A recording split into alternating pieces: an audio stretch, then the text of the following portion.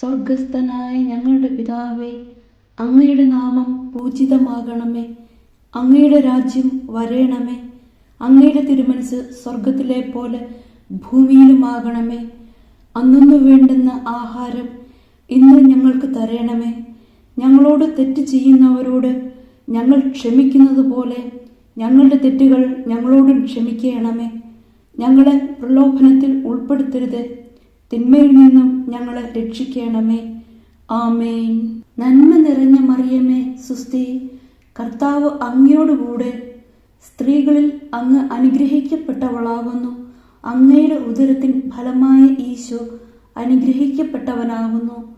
പരിശുദ്ധ മറിയമേ, തമ്പുരാന്റെ അമ്മേ, പാപികളായ ഞങ്ങൾക്ക് വേണ്ടി ഇപ്പോഴും ഞങ്ങളുടെ മരണസമയത്തും തമ്പുരാനോട് അപേക്ഷിക്കണമേ. ആമേൻ.